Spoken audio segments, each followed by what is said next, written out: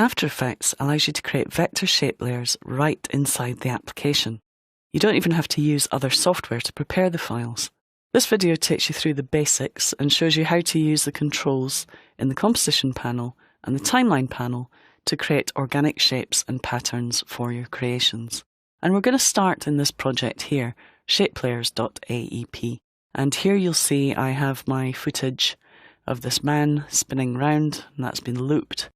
And what we're going to do here is have these little pop-up taglines coming up to tell us details about the energy drink that we're advertising here. So what I want to do is somehow outline these. And I'm going to start by just creating some rectangles to go around the text just to highlight them.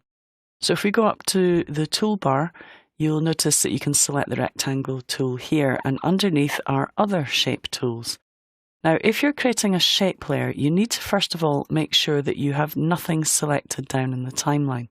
If you're unsure, just click at the bottom here to make sure that no layers are selected.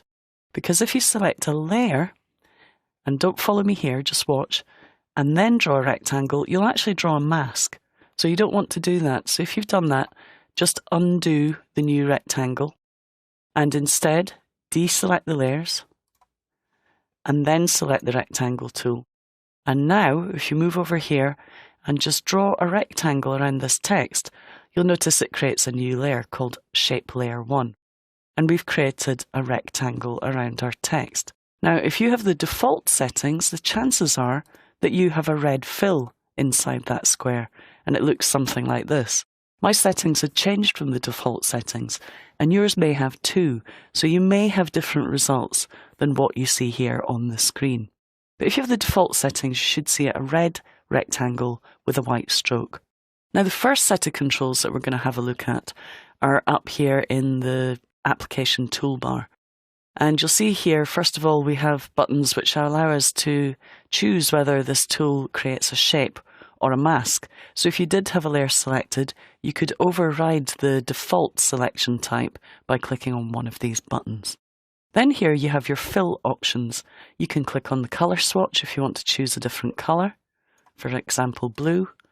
Or if you click on this yellow hyperlink here, you can open up the fill options dialog where you can choose between solid colour, gradient, or radial gradient. Now, what I want you to do, there's also blending modes in there incidentally, but I want you to choose none for the fill. So we're not going to have it filled with anything, and then we're going to click OK.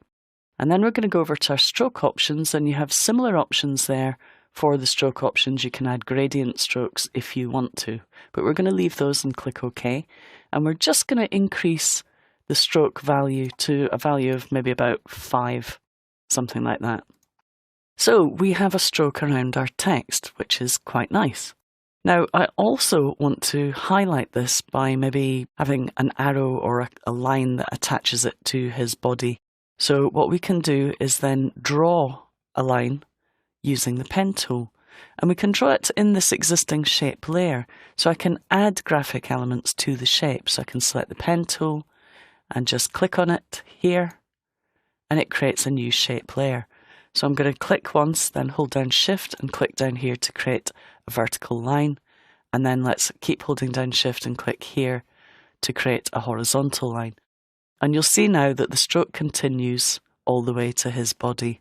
Now, if we have a look down in the timeline, you can see the controls down here. So we've switched off the fill. So notice that the fill is a separate item in the timeline, and it has an eyeball that I can switch on and off. So if you decide you want to see what the fill looks like, you can toggle it on and off. Now, all of these have separate controls. So if we open up the stroke options, notice that I can adjust the stroke width.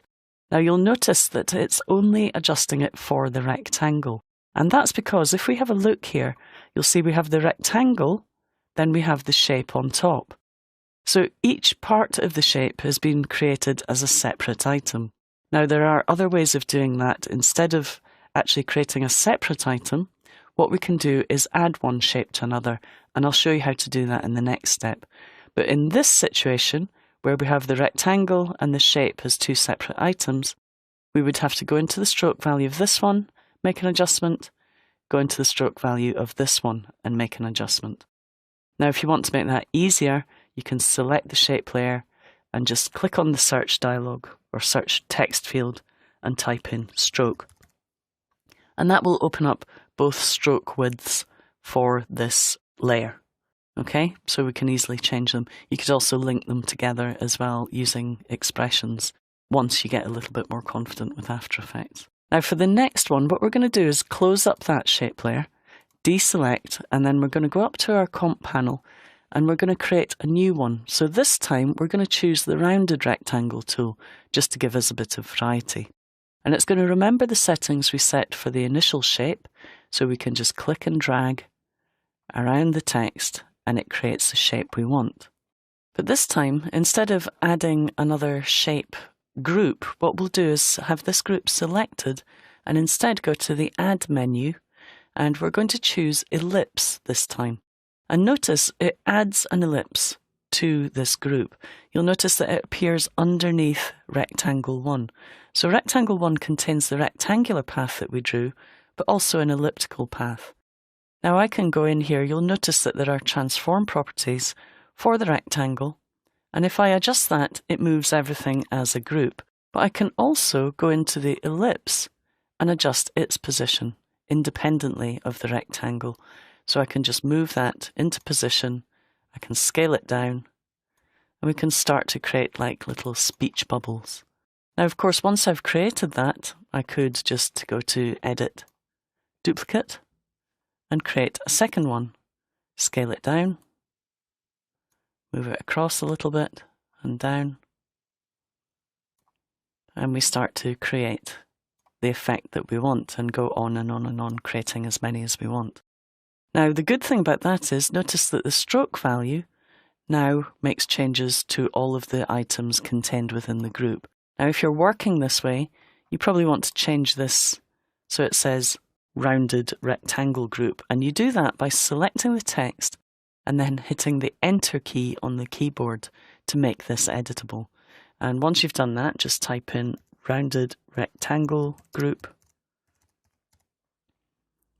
and that contains the rectangle and 2 ellipses with all of the stroke values underneath.